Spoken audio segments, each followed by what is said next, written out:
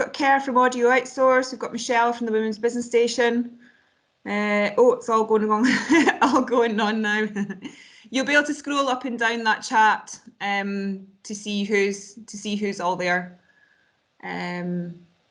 Fab. Okay, I'm going to hand over to Ross now. I'm going to turn my camera off and mute myself as well now.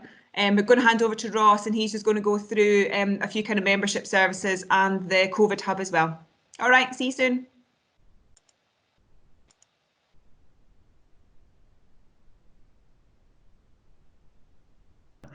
Hope everyone can hear me now. I'm going to talk you guys through one of the membership services that we offer. Over the last couple of days, we've sent all our members the login and password details for Quest, which is a HR and legal tool that chamber members can use to get access to documents, processes and procedures and advice. I'm going to share my screen now and I'll let you have a quick look at it if possible. My screen, is it the COVID hub? Yeah, well, it was the Quest, the chamber HR was what I was hoping to show everyone, but just for some reason I'm getting an error now saying that it won't, it needs permission or something, and it won't let me do it. Okay, no worries. Look, I'll pick that up. So the Quest HR that Ross was mentioning, as he said, everybody should have by now had their login details, username and password emailed to them. If you've not yet had that, then if you drop the membership team an email, then we'll be able to get those off to you. Quest has a number of benefits to it. So you've got HR, you've got legal, tax, all that kind of stuff. It's a free service to the chamber. It's something that you that is part of your membership, and we encourage all members to be using that when needed. What we also have set up is the COVID hub, which is something that we emailed members this morning regarding. So again, if I share my screen, okay. Okay, so the COVID hub just sits on the top here. It's also within one of the call to actions on the top of the website there as well. So a number of you might have already visited it after the email this morning. So there's a number of sections here that you can access, and we'll be updating these as regularly as we can do. We've got a recruitment section on here for some local organisations who are looking for immediate starts. If you know of anybody who is doing anything like this, then just send them over to us and we'll get them added on.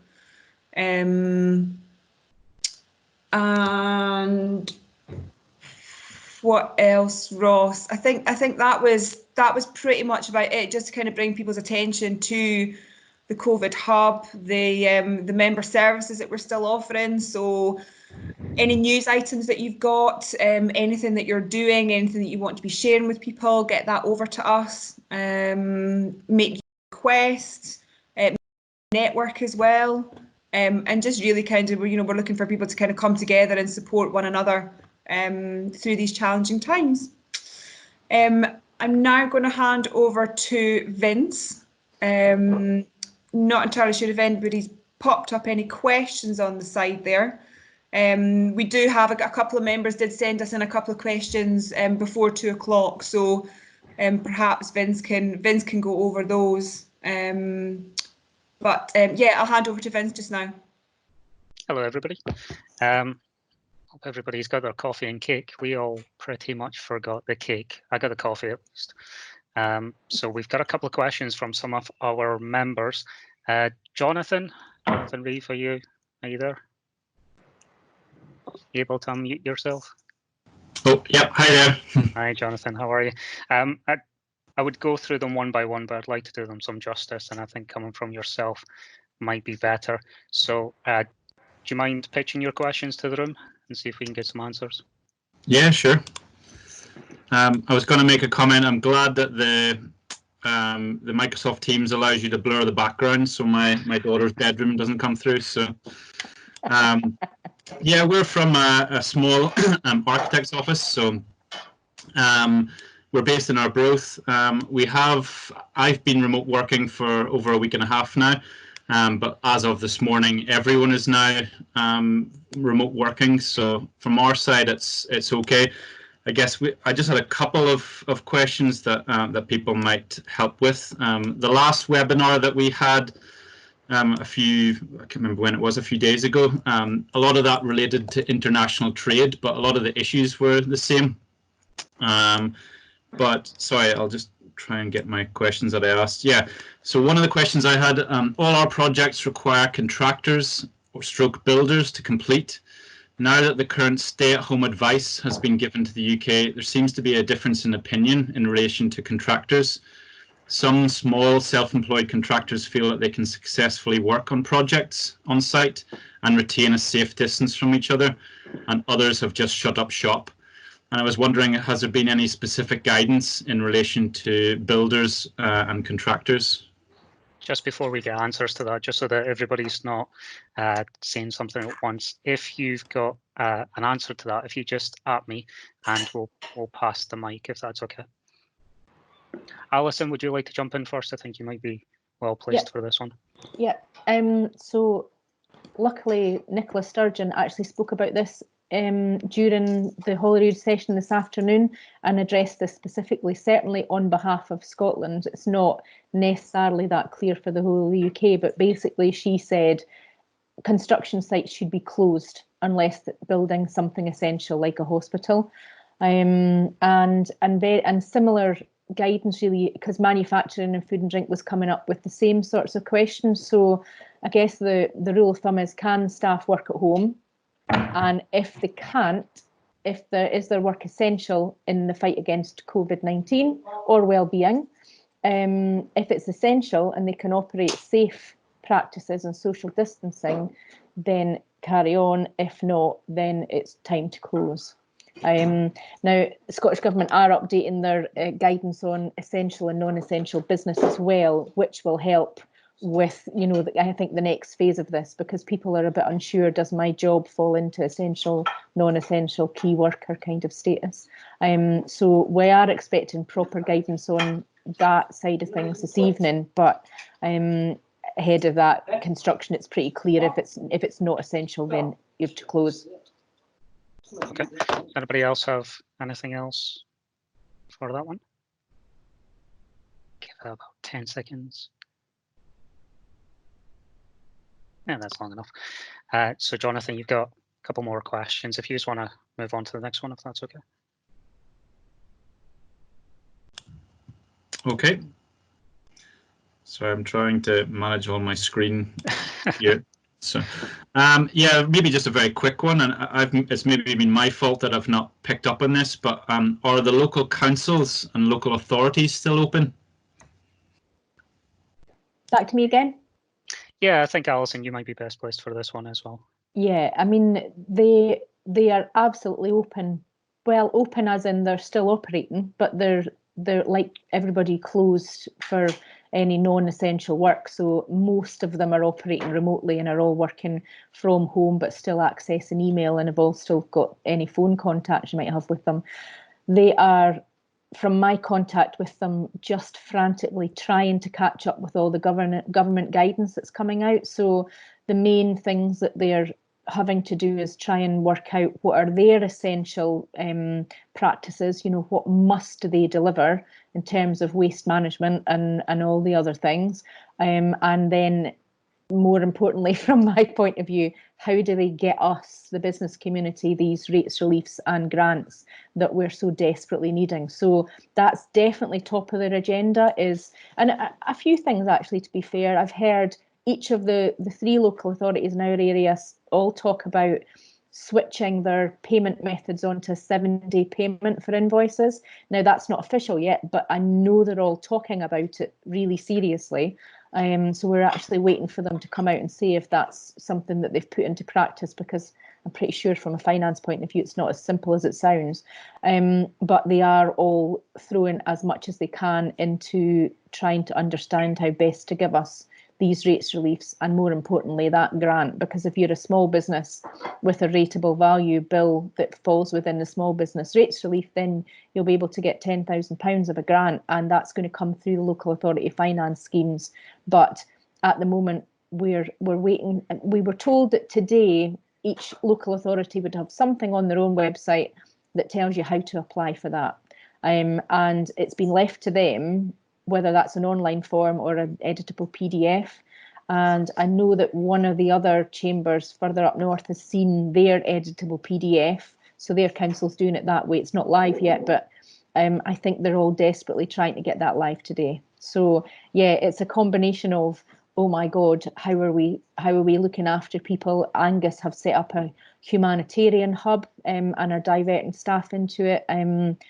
And there are several non-essential functions that the councils do that they're going to divert people away from and into trying to cope with all the other demands that are going on. But yes, they're all still very much there, just maybe not in the same seat and we'd have maybe seen them in before. Perfect. Is that okay, Jonathan? Yeah, that's great. Hopefully some of these questions aren't too specific to our industry, that they apply to lots of people. So I guess the next one I had was, yeah, we pride ourselves in having a very good local reputation for our services. But in the past week, we've now seen some of our inquiries and are getting new queries, which is encouraging, but also a lot of cancellations. I just wondered, is there any advice for smaller businesses who rely on people contact or people contacting your companies for a service or product? An example of this, usually when we are contacted for a new project, the first thing we do is go out and meet our clients and meet them on site or at their house. But obviously with the lockdown, we wouldn't be able to do that. So is there any advice on how we can adapt? Yeah, I think this is a good one for the room. So I'm wondering if we've got 17 participants in the room. I wonder if there's anybody in the room that might be able to help Jonathan out here. Again, just at me if you've got some help or advice to add to this.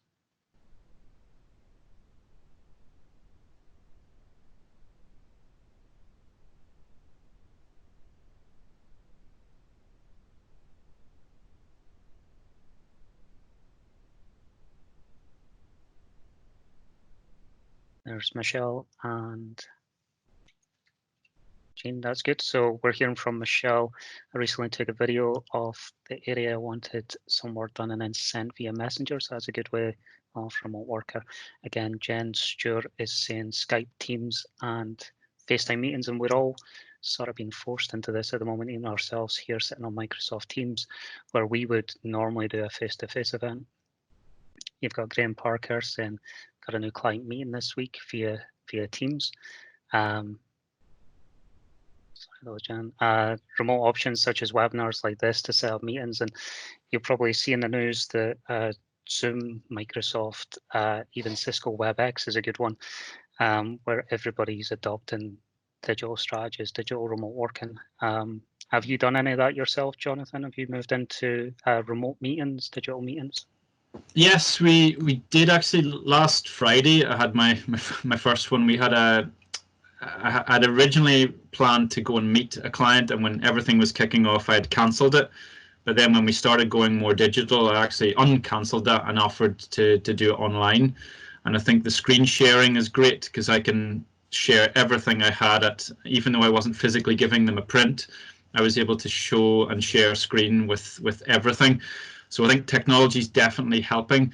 I guess the question maybe was aimed more at that initial contact. And how do we get, I mean, doing Teams and meetings is great, but it's that initial contact maybe that's struggling. But I see one of the points was taking a video of an area. So that's a great idea, but I think in the majority, I mean, most people are even just reluctant to proceed, which in the first instance. So that's the kind of barrier that we're having. But all of these new methods are really interesting and something that we are looking into. So that's really appreciated. Jonathan, it's Sarah from the Chamber.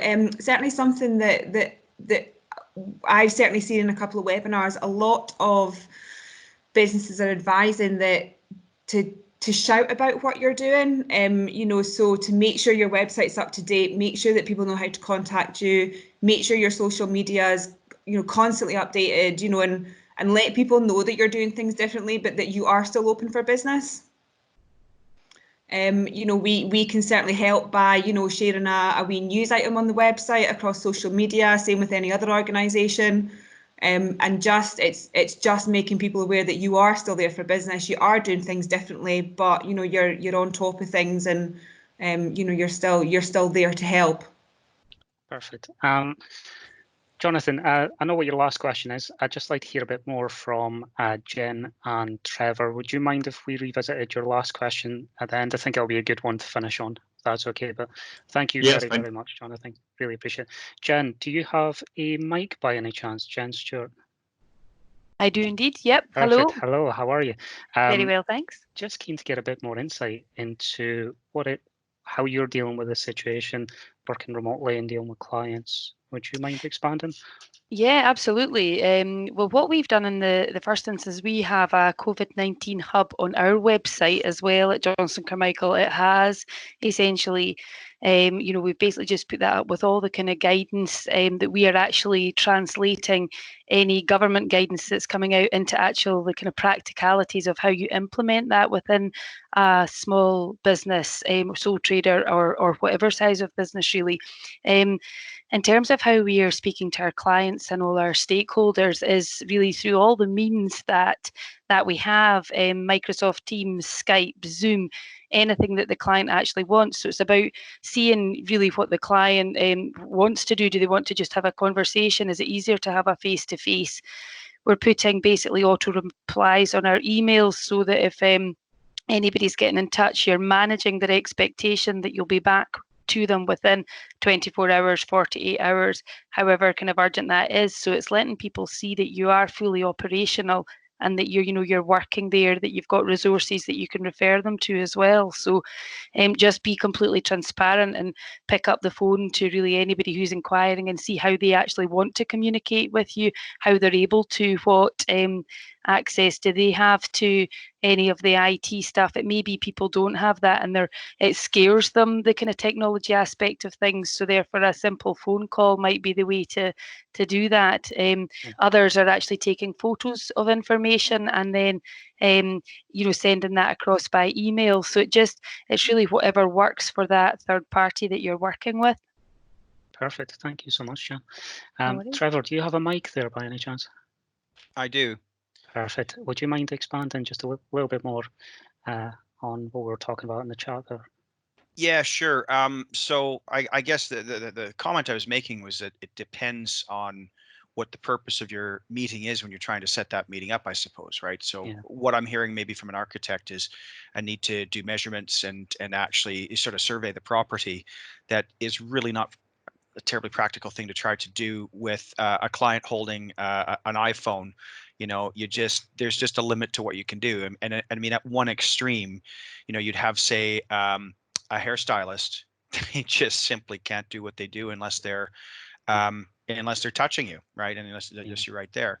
My business, I'm a commercial lawyer, and the sort of the stage of business I find myself at is I'm still building my brand, from a standing start a few months ago.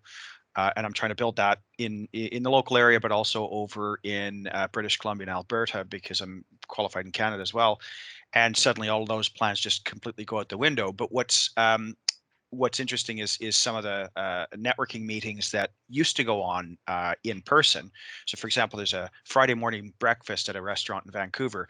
I went there on a Friday morning in January, and I haven't been back because I've been in Dundee the rest of the winter.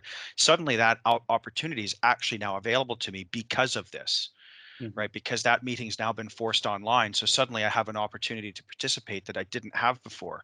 And that was a really unexpected benefit. All of that said, I don't have the same problem that you might have in an architecture business where, I can do 99.9% of what I do remotely. And so I don't know what people can do to overcome that when you have those bits of your job that just can't be done remotely. And that that's just that is a reality. That said, I think a lot of us are probably being surprised by the number of things we hadn't thought of doing remotely that are actually practical. So just wish you the best. It must be a frustrating situation to be in. Perfect. Thanks very much, Trevor. Really appreciate that. Just going to move on. Michelle, are you still here? Here. Hi, Michelle. Hiya. How are you? Michelle, you had a question that a lot of people are asking, especially self-employed individuals that find themselves sort of displaced and unsure if they're going to get support. Would you mind just expanding on your question that you asked in the chat? Yeah, so most of the women we support are micro businesses and self-employed or do it as second income. And we've obviously been waiting a number of weeks to find out what's going to happen with them. And the proposal went forward, but it doesn't appear to have been heard at Parliament. I'm just looking to see if you have any more detail on that you're accessible to, that we're not. Yeah, that's a great question. Alison, are you thinking about? Yeah, so again, in Parliament at Westminster today, the Chancellor actually spoke about self-employed people in particular, and it doesn't sound to me like there's anything coming even in the next 24 hours. And so I think this is the hardest thing, self-employed people. There are 5 million of them in the UK, and they're desperate, frankly. And there is some information going about social media today that I'm just not sure. So it was an amendment by I think a backbencher, but certainly not someone from the main team that was putting that legislation through Westminster yesterday. From what I'm hearing, it's not likely to come through certainly in the terms that it's written in. And by the sounds of what the Chancellor said today, and I've shared the video on the Chamber social media, he said that they're working hard with a number of business groups. So I know they're talking to the Chamber Network, they're talking to FSB and some of the other national organisations to try and find a solution for self-employed people. And it's not easy, obviously, or we would have had it by now. So they need to find a way. And I think they are determined. We're all determined to find a way to make sure self-employed people have got support and more than just universal credit, because that's, it's a very unequal policy at the moment where employed people, a business can claim up to 80% of their wage if they're no longer working, but lots of self-employed people have their income has disappeared on them, or we've got directors of companies who might have some of their earnings through as PAYE and a lot of it through as a kind of a director's income and a dividend, in which case, again, that's at the moment out with any Chancellor's reliefs. And I wonder, Jen, I wonder if you've got anything to kind of add on this, because I know that a lot of work that you do is helping people work their way through a maze of support and financial, it's just a maze, isn't it? And so, Jen, maybe you've got something to add that I haven't thought of. Yeah, no, I think, Alison, to be honest, I just echo what you've said there. Really, there doesn't seem to be anything really coming forward in terms of the self-employed. The only thing that they have done is obviously opened up the access for them to claim the benefits, which will entitle to the same level as the statutory sick pay sum. So I suppose that's a positive move in that it's not nothing at all, but it's nothing like the furlough scheme that they're looking at with 80%. So no, nothing further to add there, unfortunately. That's great. Thanks, guys. Shona Cherry, are you around? It's okay if you don't have a mic. If you don't have a mic. Yes, I am. Have you got one? Perfect. Yep. So, Shona, you've asked a question that we sort of had a little think about. We will probably want to think a bit more on it. But I don't know if you want to pitch that to the room. You've also been in discussions with Alison regarding food waste. Is that right? Yes, that's right. Yeah, so one was a very personal question on behalf of someone in my family, and my young nephew has exchanged on his first house. He has a heavily pregnant partner. They're all living under my brother's roof at the moment.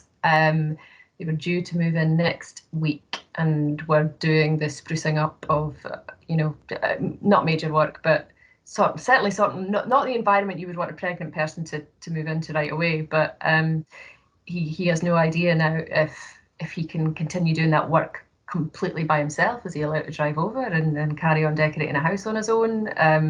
And will he be allowed to move into it next week is the other thing. So it's all a little bit tense in that household, I think, at the moment. So if there was anyone on the call who had any guidance on that, I would be really grateful. And then the other thing is, so I work for Zero Waste Scotland in the food and drink team, and we've been talking a lot in the last couple of days about the best ways for us to support the redistribution of excess food from hospitality businesses that are having to close their doors.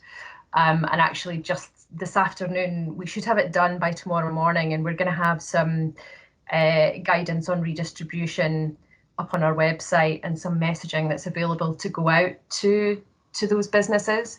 I guess it applies to retail as well now to some extent. Most food retailers are staying open, but there may be some that choose to close. So I'm also trying to stay connected to the Lindsay Penny in particular at the Community Fridge in Dundee. I think what they are intending to do, there's a group of stakeholders across the city, and I think it's being coordinated by DVVA, but including Dundee City Council and a lot of the different larders and places like that provide food for vulnerable people and people in poverty. They're trying to, I think, reduce down to 2 or 3 hubs where not all of the different places would be open every day, and they would direct people to a smaller number of places where I think they can control things a little more tightly.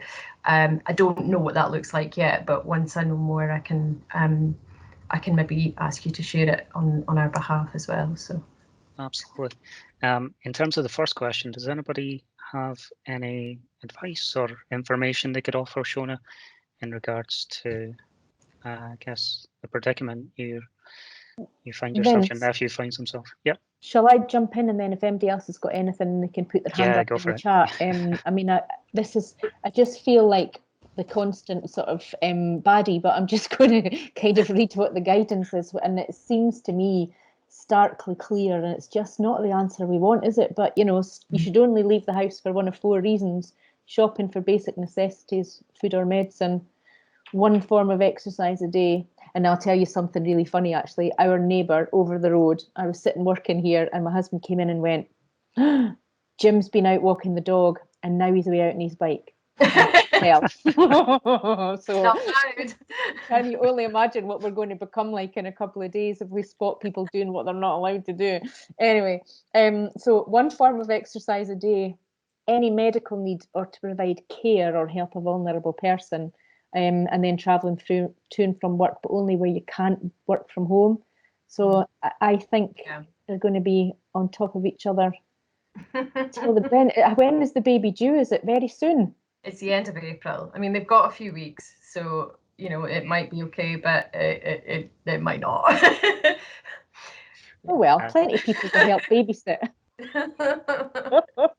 Shona, Jen's offered some guidance in the chat, saying in terms of the moving question, if there is no space in the current house and there is a baby about to be born, surely this is critical that a move happens. The questions you'll be asked are likely be, is this essential, and if this can be demonstrated, surely there will be no issue. This is only an opinion, not a guidance. Yeah, so I think that's where we are. We're all trying to sort of interpret these new rules, and should we be interpreting them? It's not really our place to say. We can only follow the guidance ourselves. Yeah, I think part of the problem is you don't know who to ask. I was just going to say that as well. So like Jen's guidance there saying, if you can demonstrate that, demonstrate it to who? Who's the person that says yes or no to that? Probably the police. Yeah, exactly. So yeah, they might not want to find themselves in that situation. Is the world going to end if they have to stay in that house? No. It's just, is it the ideal situation? Probably not. But as long as you're all safe and well, then I guess that's the main thing. And it might be looking at the health of the individuals within the house as well. So are you looking at what is the actual case? Is there no bedroom? Is there no space? Is somebody ill? And therefore, is it better to actually have that unborn baby not there? So it's probably taking into account all of the factors at the... Yeah, that's a good point, actually. Yeah. Yeah. I mean, certainly we can raise, I mean, we're raising all sorts of business questions through kind of official channels, through Scottish Chambers into Scottish Government. So it's definitely something we'll raise. It's not the usual question. It'll not, we'll probably have to branch it out into somebody else, but we'll do a bit of digging and see what we can come up with. Thank you. Yeah, there's some more comments in the chat from Steve Smith mentioning that it's not really one of them, but again, leave it with us. And the second question is, of course, quite an important one. It's food waste. So, Shona, you're looking for more organisations to assist with this? Yeah, I guess right at this stage, I don't yet have the messaging to be able to share, where we're telling people to go yet. Okay. We will have guidance on what is suitable to redistribute, and it's just kind of all the usual checks and balances that hospitality businesses have to do anyway, in terms of food safety. But what I do need to get at a more local level, because that's really as a more general message from Zero Waste Scotland, but I need to get a bit more information at a local level about where to send people to. And I don't have that yet, but I'm hoping that by tomorrow morning I should have a little bit more meat on bones of that. Fantastic. Definitely something worth watching for us all. It is vital that we all come together as a community, and we're doing well. We're doing great so far. I've just got one last question for the room. This one's a bit more fun and light-hearted. It actually comes from Jonathan. And Jonathan, if you'll forgive me, I'll just read it out. So does anybody have any tips for home working? How are you surviving at home? What's keeping you going, keeping you motivated?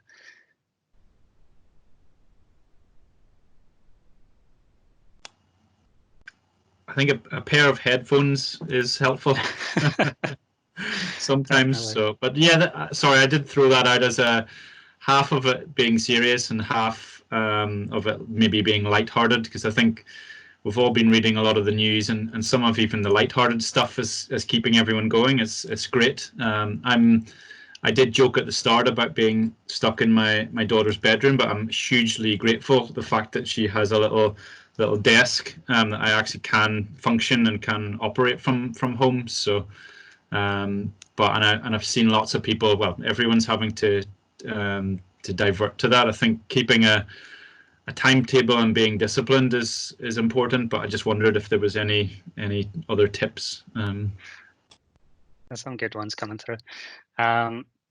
Yeah, so Sean is saying get outside, even if you just stick your head out the window. That's definitely vital. I've got a lot of messages coming through and I can't read the rest of them. Give me a second, everybody. At least a daily Teams meeting, that's quite good. And I think the Chamber has been really good in keeping us all connected. And even though we weren't overly keen on the camera thing, that was a little bit scary, but I guess we're face to face with people on a daily basis, so they see your face anyway. So that's been quite good for the Chamber. Watching, oh no, there's too many notifications. Jenny Godley's voiceovers, especially Nicola Sturgeon the other day. Yeah, that was quite classic. Varying what you do as much as possible, and fresh air. Yeah, definitely. There's only so many times you can go down to the kitchen and back up before you drive yourself insane. To-do lists and goals to tick off. Yeah, are we talking business to-do lists or personal to-do lists to tick off? Video calls with team members, again, fantastic. Shutting off the news. This is really difficult. And Alison, you were saying on Monday that over the weekend, Alison, do you want to tell the story? I'm just going to do it an injustice. Yeah, if you don't mind. Well, I mean, last week we, like everybody, kind of started going, oh, in 3 weeks' time, we're going to have to probably work from home, and it'll all be, we'll just ease our way into it. God, this will be so straightforward and simple. We did a remote working test last weekend. The team were brilliant. Some wrinkles, some just went absolutely perfectly. And then as it started to get really, like the news started to change day by day, we started to get a gut feel that we were going to have to fully go remote. So we did go fully remote on Wednesday, and then all of a sudden you realise that, well, Ross and our team, Ross was 24 hours ahead of us, and so we were all, I might have been, having a good old chuckle at Ross, like when we spoke to him on Wednesday, because you could see he was like, oh my God, there's other people now in the same situation as me. So it definitely took us 24 hours to get to grips with it. And then I think we worked, harder than I've ever worked in a long time. And then when that news came on, tea time on Friday, about bars and restaurants and others having to close, then it felt really serious. And I honestly properly crashed on Saturday. My weekend is usually completely shut off. I read to my heart's content. Nobody gets to get in my subconscious whatsoever. And I just couldn't concentrate a minute on reading. It was pretty awful. And then Sunday I kind of came out of it a bit. But yeah, trying to stay away from the news, but we can't do that. And what we do, you've got to stay on top of it because it's really important. For example, as we were logging on to the call today, we got the news, not we, but I saw the news that they've just announced that Nine Wells car parking will be free from Monday, which is a brilliant thing. But we've got a responsibility to get that out then to as many people as we possibly can. So yeah, it's a fairly frenetic pace. We've got a WhatsApp group where there is just utter drivel, and that's okay. And I've so far been, getting up and putting clothes on and, trying to make sure that when you've got a video call that actually you can press that video thing and you don't mind somebody else seeing that you've slightly brushed your hair. So yeah, it's really tricky. And for people with young kids at home, I have no idea how you're doing it. I really take my hats off to the people that are trying to juggle their families while they're working, because I've said to our team, I don't expect you to be sitting at your PC the hours that you would have sat at your PC when we were trying to work from the office, because it's just not practical. But setting daily goals and communicating those with the team, and then asking people for help, and just talking about it to other people is pretty useful. Perfect. We're running short of time, so what we're going to do is I'm just going to have a quick look over the chat, and then we're going to go around everybody, and if everybody can just give us a little update about what you're doing, how you're getting through this, and what your feelings are regarding the situation. Ilse, you're first in the list. We'll come back to the chat if we've got time. So we're not ignoring you, just trying to get through this. We'll definitely come back around. Ilse, how are you? University of Dundee. Hello. Yes, it's been a week, hasn't it? It has been a week. Homeschooling is definitely not my forte. Yeah, luckily the university has also been very supportive about sort of having your kids at home and working from home and trying to get through it as well. My post within the university is with employer engagement, and what I'm really struggling with is engaging with employers, because obviously at the moment no one wants to speak to you, which I completely understand. So instead we're doing a little bit of revision of workbooks and looking over some of the materials that we give out to employers and things. But again, we had a Teams meeting this morning, which I think is a really good thing to do if you can. I think a lot of people were saying in the chat there about face-to-face. I think it's brilliant.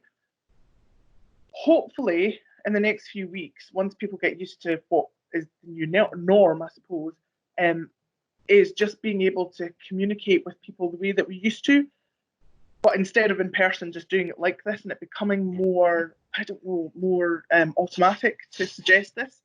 So for me, I'm just currently in this slightly random bubble where everyone will want to speak to me, but just not yet. Yeah, no, that's perfect. Thanks so much. It's nice seeing you, Elsa. Graham, do you have a moment? Anybody can say no, by the way. We're not forcing you to give an update. If you're camera shy or would rather pass, just say so. Graham? Yeah, no, not at all. I think I'm quite lucky that I can actually do my job at home. So it's very handy. Yeah.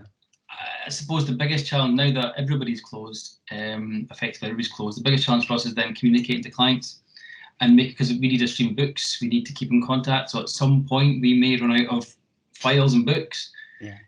We're actually paperless anyway, so from that point of view, that's not an issue. But it is then we're getting information to us. That's going to be the challenge for the next. We're probably fine for a month, but you just don't know. And in a similar way that with childcare, we're really lucky. We've been given the opportunity that we can't make up the hours over the next few weeks. We've got until the 30th of June to make up those back hours. So really, really lucky. And then to be fair, I've never actually been so busy the past couple of days. Yeah. With so many team meetings and various other stuff going on, it's incredible. So yeah, I know I'm lucky just now. Okay, fantastic. Thanks so much, Graham. Jay, are you willing and able? Yeah. How you Hi, doing? Jay. How you doing? Good. Yeah. So just to touch on what you've just said there, team meetings and then following business, your regular business hours and sticking to a schedule is extremely important. I mean, every morning at 8:45, 9 o'clock, we have a team meeting, brief on what we're up to, what we're going to be up to, what's in the pipelines, just explain where we are mentally, tell each other a couple of jokes, keep each other smiling. And it's extremely important to be aware of where you are, mentally and physically. And, use technology to your advantage, being with MTC and on the outbound business development side of things. Yes, there are people out there that are still doing business, and there are people there that are still business as usual. And it's very important to smile, and it's very important to use technology to your advantage and as much as you possibly can. A little stupid joke can go a long way, I can assure you of that. So it's just to remain positive in these what appear to be very gloomy times. There's a really cool saying that I enjoy is it'll all be okay in the end. If it's not okay, it's not the end. So it's going to be okay. So yeah, we just head up and stay positive, and everyone will get through this, and it's going to be a good time, and hopefully in a couple of weeks time we'll be laughing about it. So yeah, just use technology and smile, and it's going to be all right. Fantastic. Thanks so much, Jay. Jen, do you have a moment to jump in? Jen Stewart. Hi. Yep. Hello. Yep. Can you see me? Hear me? Hello. Just coming through just now. There we go. Hi, Jen. Yeah. Hello. Good afternoon, all. Yeah, basically echo a lot of what's already been said. I think it's really important that when we are all working remotely, that we continuously talk to our teams and our colleagues so that essentially you're not completely isolated from everybody. So we have actually twice daily catch-ups with our direct teams, and then we'll have coffee break catch up as well, and there's lots of things going on in terms of people sharing garden projects, talking about the trials and tribulations of homeschooling. And fortunately we actually are on a farm, so my kids are currently at inverted brackets farm school. They're out lambing and calving and learning some life skills. So and in terms of work, obviously our 12 offices in Scotland are now all temporarily closed, but we are operating as full a service as we can. We really are, we operate on a kind of digital basis as well, and are trying to encourage our clients to photograph records as we need them. And there are some trials and tribulations that essentially come with that too. I shared a link as well for our coronavirus hub, which I referenced before. So if that is of any help to anybody, please don't hesitate to look at that and just ask any queries that you might have. So I think the thing is, keep talking to people, keep communicating, and we'll get through all of this. Perfect. Thank you so much, Jan. John Dixon, are you okay to talk just for 2 minutes?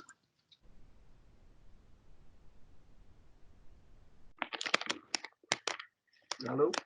Hi, John. Just adjusting my camera there. Sorry, my wife is packing some late lunch there as well, so I've got my mouth full. That's all right. Yeah, I mean, it's an interesting time. It's only actually the second day for myself working from home. We're an oil and gas based company, so there's a sort of double-edged sword with the oil price as well at the moment. That's really affecting us. The guys in the office are at home now, but we've still got some guys working in the workshop actually today. So there's discussions now whether that's going to be able to go on much longer with them travelling and commuting and things like that. So yeah, it's a worrying time. If we're not operating and we're not manufacturing, then we're not making money. So it's difficult. As far as being at home, it's been a challenge. My stepson's just come back from university. He was in Glasgow, so he was holding residence down there. So having a 19-year-old back in the house, and I mean it's his first year of uni. So for him as well, he's been sort of dropped into this and back living with his folks at 19. It's interesting. His little brother's running around the house. He's 9 years old, so there's a sort of double whammy of the age groups there. So yeah, I think it's just trying to keep busy. Definitely trying to keep the same schedule. So it's difficult. I already feel myself falling into bad routines with eating 3 times as much as I usually would, and trying to get my exercise in where I can as well. We were out today with a dog. We took a sort of run around Stonehaven. Even then, I'm starting to feel how much longer can you keep doing things like that as well. Took a run along the beach, and it was still quite busy. Surprisingly, along there was groups of people walking along and walking their dogs and things like that. So yeah, interesting. Not everybody taking it as serious as some, but hopefully we don't get to the more extreme point where we really are being forced in the house. So, but no, I mean emails and chats like this are good to keep the brain active and keep the touch with clients. But on the oil and gas side, it's a worrying time for these guys for everyone. Hopefully we can get through that and get to the other side and things increase again. Yeah, perfect. Thank you so much, John. Really appreciate that. Jonathan, do you have 2 minutes?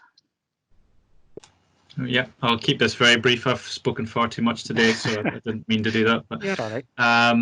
Yeah, I guess as an architect's office, we're now fully remote. We can do a lot of our work at home, drawing. We've got remote access to all of our systems and software in the office, so that's been really helpful.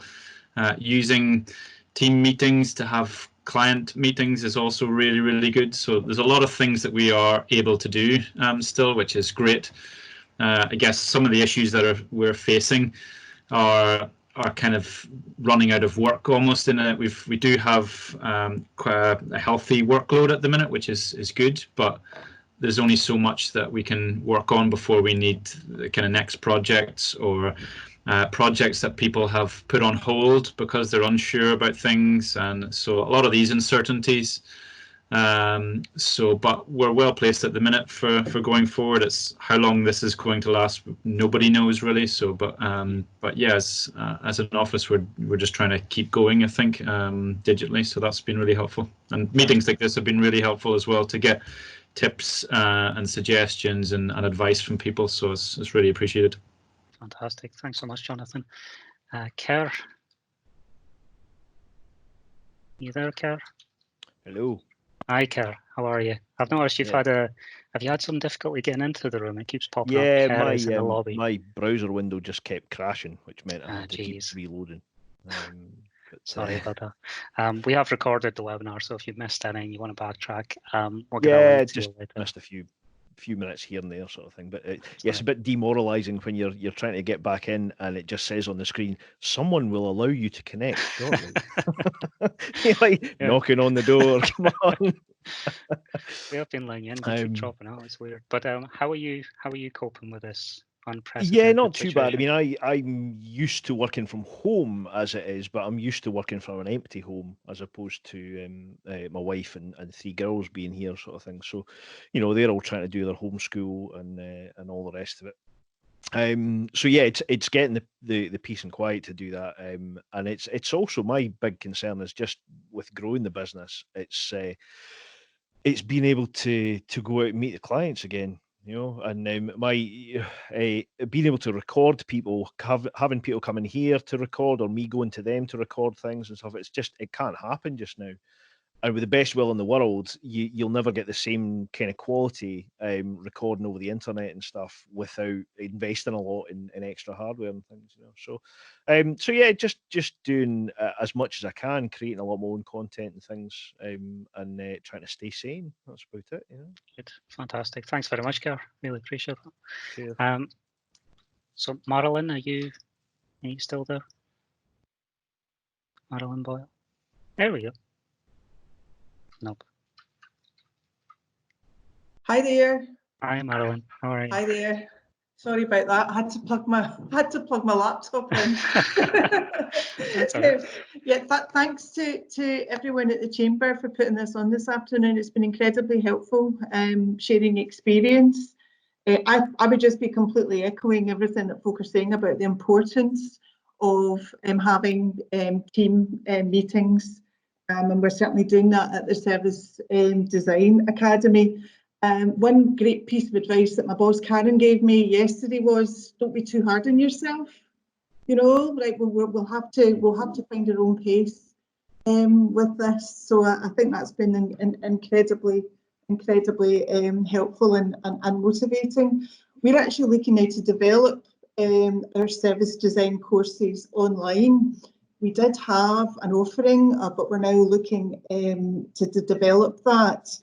We now want to make our courses online better than they were before. So it's not just a case of putting something out in addition or instead of, I should say, our live learning, but actually making them as good, if not better. So we're just currently working on that. I guess a question to the group is, and it's not a loaded question, it's a genuine question, because I'm looking to undertake some user research on this, is just to get a feel for the value that training in CPD has at this time. We feel that people may have more time to think about developing their skills. So we think that there could be a real appetite for the individual, but it's finding out how companies are actually going to take it on board when they have so many other priorities at the moment. So if anyone's got any thoughts on that, or if anyone would like to have a chat with me just to share their insight on training in CPD in general, that would be much appreciated. As far as engagement is concerned, and Ailsa made a great point about that, it's hard. I'm a business development person, and it's hard to engage or harder when people have different priorities. So we're offering help, but we're trying to offer tangible help. So rather than just reaching out to new or existing customers to say, we'd like to help, you tell us what help you need. We're actually talking to them about what we can do. And one of the things is Cheery Chats, which is an hour with one of our consultants talking over challenges. So thank you. Perfect. And good luck, everyone. Marlon, there's a few comments in the chat if you just want to take a wee look over, and I'll move Brilliant. on to Michelle, actually. So Michelle, have you got a moment there? Yeah, hi guys. Hi, Michelle. So for us, the big one came really from Angie when she said to us to consider our own well-being, mental and physical, during this time. And I think Alison touched on it earlier around, don't be at your laptop from 8 in the morning till 6 o'clock at night, because that's no benefit to anybody. And it's something that we're trying to make sure we find time for throughout the day, and take the opportunity to learn new skills and rest and relax and spend time with family too, because it's a great time to be able to do that. And with reiterating the same to our ladies, and a number of them have said that they find that they're able to take a breath now and engage with nature and family in a way they've not been able to while they've been growing businesses. So that's been really positive.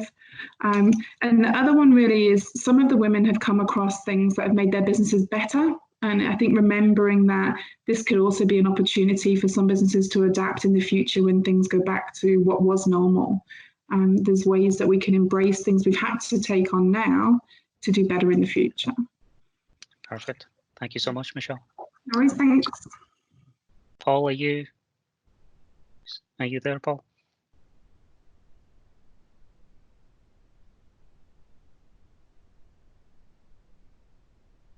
Yeah, I'm here. Yeah. Perfect. How are you, Paul? Oh, good, thanks. All good, yes. Well, I'd just like to say many thanks from Fife Chamber for sort of allowing me to jump into this meeting, which is very useful. We're only just new to Teams, so we are exploring all the different opportunities and avenues that it's going to offer up.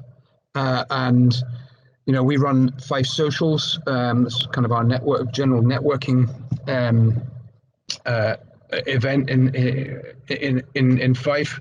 Clearly, that's not going to happen for the foreseeable future. So something like this and being able to organise something not dissimilar to this is going to be ideal.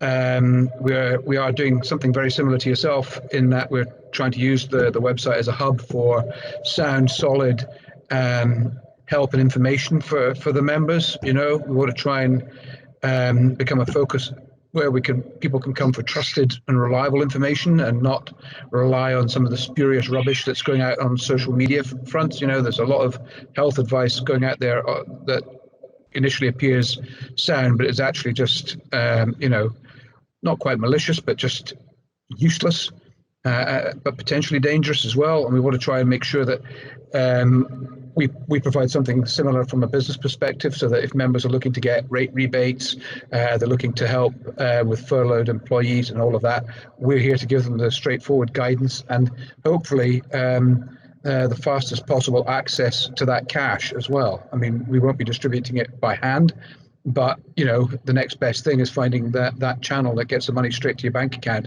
And some of that, to me, still seems unclear. But I know that all the chambers are going to be doing this and trying to find ways in which we can help members to access that money as quickly as possible, and allow them to maintain some sort of equilibrium, even if they're not trading, but allowing them that moment when they can come back when this is all over. But that's great. Thanks very much indeed. Perfect. Thanks so much, Paul. Really appreciate that. It's good to hear what you guys are doing over in Fife, and of course, chambers work together. So, of course, there's more we can do. Ross, do you have a moment?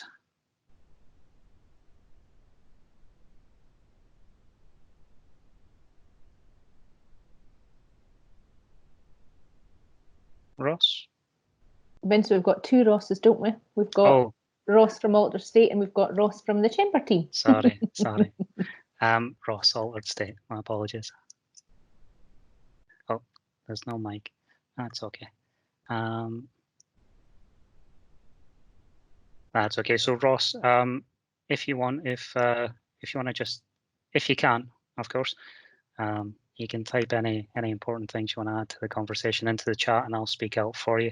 In the meantime, I'm just gonna double check my chat here and make sure I've covered everybody. Yeah, so that's the bottom of my list. So thank you very much from me. I'll hand over to Sarah, who'll close up, but thanks to everybody for their contribution today. It's really been valuable, not just for the chamber, but hopefully for each other as well. Thank you. Back in the room. Yeah, just want to kind of emphasise what Vince said there as well. Just thanks to everybody for joining us. It's been a learning curve, I guess, for the team. We've also not done these webinars before. I will be sending out a survey just to get your feedback on it, ask some topics that you want covered in future webinars, and just, you know, how we as a chamber can be supporting our members to bring them together. Before we do go, though, I know that Alison's got a couple of things that she'd like to say, so I'm going to pass over to Alison to do the final thank you. Thanks, Sarah. So, I mean, just, I guess, echoing what you guys have already said, thanks so much to our members for coming and taking part in this. It's a massive challenge for the chamber trying to change what it does, and I know that every single chamber around the UK will be having the same thing. Paul, I know your microphone's off, but I think, if I'm right, it would have been this week that the Fife Business Awards were going to happen. So for something like that just to have to be pulled at such short notice is terrible for the business community, possibly catastrophic for a chamber in its profitability. And it's just, so for the chamber, we're just adapting, you know, on the hoof, that's for sure. Well, we were pretty good at using Teams before. We certainly weren't using it to the same extent, and our team are really learning on their feet. And if it's one thing that I've learned about some of my quite new colleagues and some of my colleagues that I've worked with for a long time, is that they do not have a fixed mindset. You know, anybody of you that knows about fixed and growth mindsets, our team have just been brilliant at adapting, and some of them are loving their spare bedrooms, and getting them back to the office is going to be a wee challenge. Whereas I'm like the Insight's yellowest person in the world. I can't wait to get back and actually kind of get back to our really lovely office and our events. But it's important that we keep connecting with you. We're working mega hard in the background on a lot of the policy and influencing, but just a huge thanks to Vince and Sarah and Ross for getting this going. Sarah would normally have written this for me, and I've remembered, so she'd be like, oh my God, how did you manage that? We've got another webinar coming up. So what's the next event on the schedule? It's Thursday. So the way that we're going to schedule our week is we're going to do a coffee and a catch up on a Tuesday every afternoon at 2:30. And then on a Thursday, it's a bit more of a training and an information type session. And this Thursday, we're doing a webinar in conjunction with Sudo, one of our chamber directors. And we're going to be, I hesitate to say this, but I'm going to say it anyway. We're going to be learning from China. China are coming out of this. Their businesses have adapted at a rate of knots like we have. But actually, how are they now coming out of it? How are they adapting themselves? How are they finding themselves? How have they taken their services online? We're going to be hearing all of that on Thursday. So please let us know if you've got any ideas, or you want to feature or suggest a colleague for one of our webinars. I know that Sarah and the team would be really interested in that. And then one last thing, as you will have seen, and I think Sarah mentioned, we've got a deliveries page on our website. Food businesses are absolutely still open for business, and we might only be able to actually get the kind of meal we want by phoning up somebody and asking for it to be delivered. So if they know of anybody that's doing anything, we can add them to our deliveries page on our website, because let's try and support our local businesses, because we'll all be sick of the sight of our home cooking by another 3 days. So that's it from me. Thank you so much for taking part, and hope to catch up with you next week. Thanks, folks. Bye. Thanks. Bye.